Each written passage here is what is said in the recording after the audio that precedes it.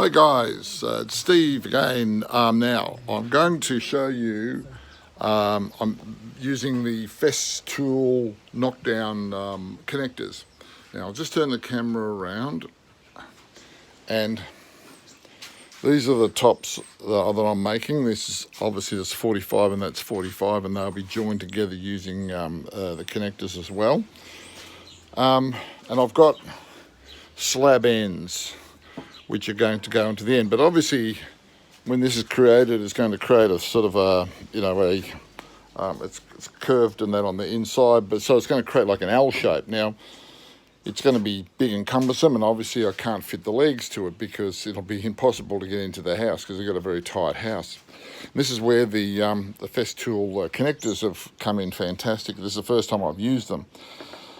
So, what I've done is I'm glad I did a sample first because it's been a bit tricky just sort of getting my head around it in the way that I want to do it. Unlike a lot of the videos that I've seen showing you where they're doing it with frames, I'm doing it a little bit different, but and I'm pushing the boundaries of it because this is available to be used only with the Domino XL because these are the Domino XL sizes.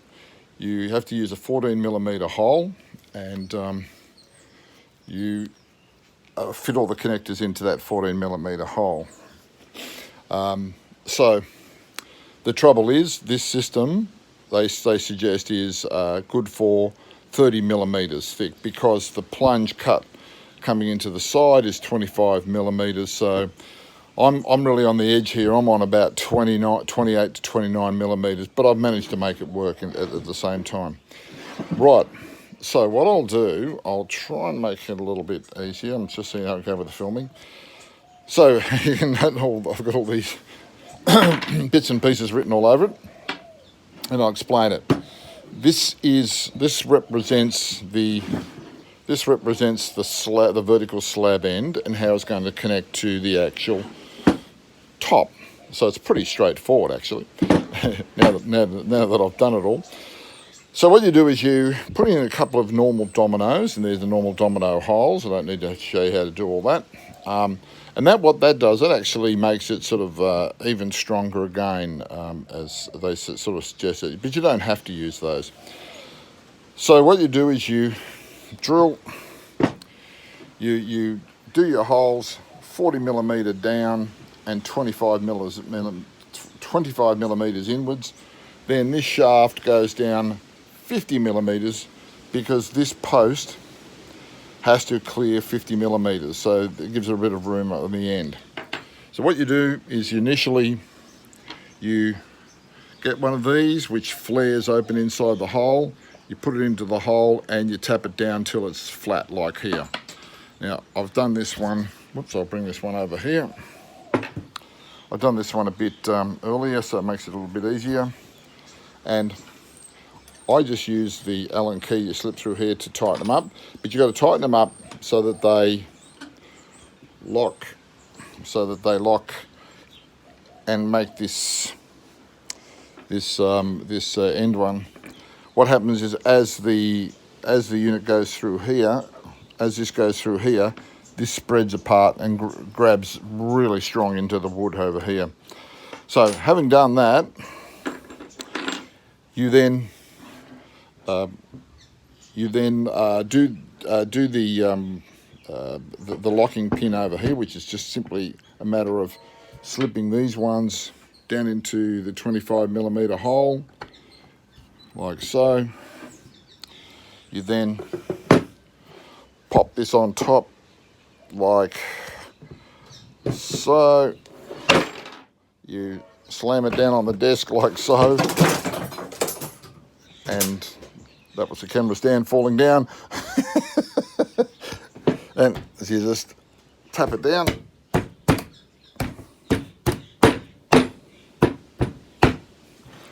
like so.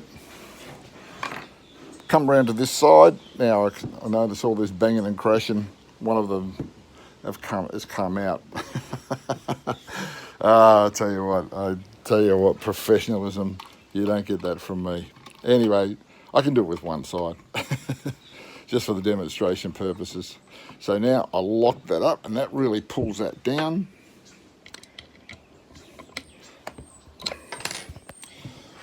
And there you go. If you imagine, I've done this side as well. And now you've got an incredibly good join, lovely and flush. And you can flush up this end. And what I tended to do, which is a little bit different than what they've said, is I always find, trouble is sometimes with dominoes, you need that little bit of extra slack. So if you give it a bit of a tap across, like that, a persuasive tap, there you go, absolutely perfectly flush, doesn't catch my nail. Come across the back, fill at the back here. This is slightly over a little bit because that one has come out. Pop this in here, tighten it up, and that really pulls down. You can really feel it tensioning up.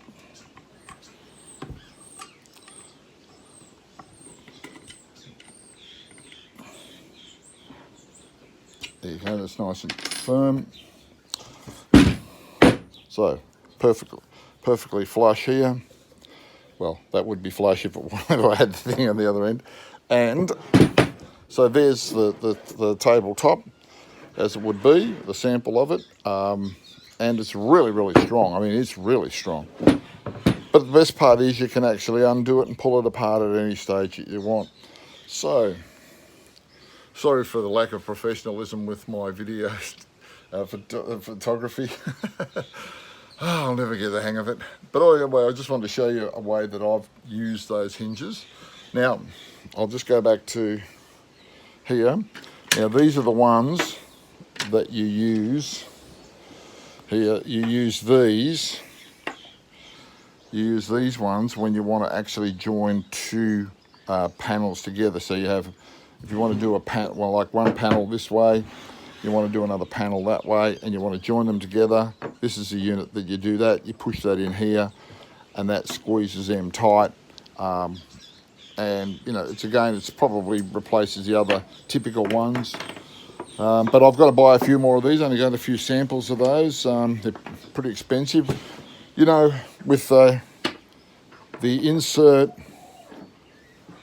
the bar, that, and the little cover which slips over the top of it, which sort of you can use to lock it. These covers really are more, not so much when you're working with hardwood, but they're more when you're working with, say, some kind of softer board and they need to get a better purchase into it.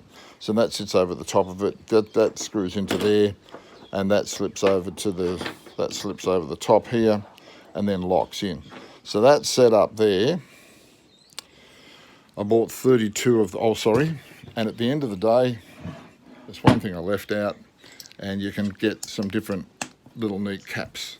They've got 3 different colours. I've only got this particular colour, but it's good enough. And that makes it also look nice and neat. So a setup with that as a setup, what you see right there, it's around about just under $6 for that whole.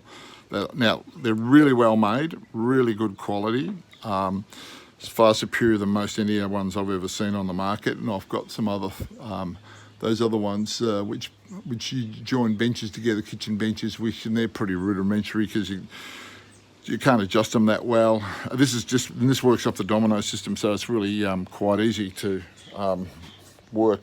But just got to work out your measurements a little bit better and see how you go. But it's not a very slick production. I'm not no Peter Parford or Dave Stanton. In fact, I've got a different jumper on today. There's a change in itself. It'll be my signature jumper. Okay, guys. You know, I'm sorry for the quality of my videos, but if you was in my workshop, I'd probably talk to you exactly the same as I'm talking to you like now. But I never know what to say. I'm waffling on now. And on that note, I think I better go. Anyway, hopefully it might have showed you a little way that you can sort of use these in a practical sort of sense.